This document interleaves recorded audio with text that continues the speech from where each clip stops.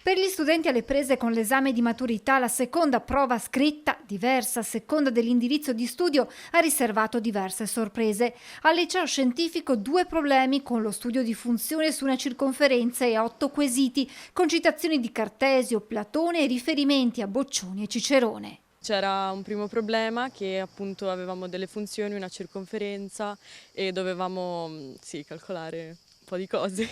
Com'è andata? Poteva andare sicuramente meglio, però boh. Però comunque avete consegnato in anticipo, no?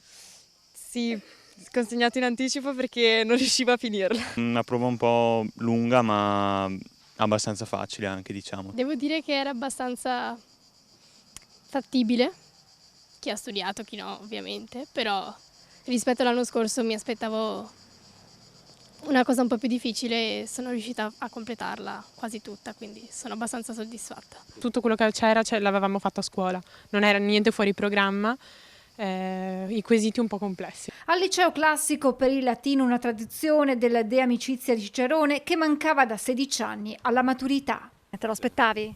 No, zero, pensavo Tacito, Seneca, ma Cicerone no. E com'è andata?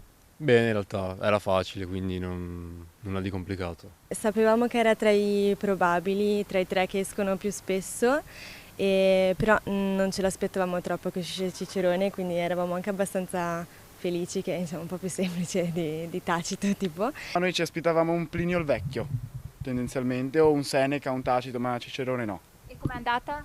Bene. Non ce l'aspettavamo, io pensavo Tacito sinceramente, anche il mio nostro prof pensava Tacito, invece vabbè è uscito Cicerone, diciamo che non era troppo difficile comunque come versione. Per la prova d'inglese al liceo linguistico un brano di Hilary Mantel. La tacia d'inglese era un po' difficile ma è andata.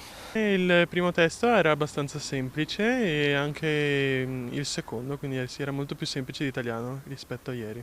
Ora qualche giorno di meritato riposo, poi gli studenti dovranno tornare sui libri per preparare la prova orale. Oggi è un giorno di rilassamento, sì, assolutamente. E poi? Poi niente, farò l'orale, inizierò a studiare tra qualche giorno, insomma. C'è l'orale, ma settimana prossima quindi fra una settimana esatta, quindi ho tempo per prepararmi. Per l'orale, fiduciosa? Sì, sono la prima della classe che sarà interrogata all'orale. Da un lato la vedo positivamente perché almeno me la tolgo, però dall'altro sono un po' in ansia perché è tra poco.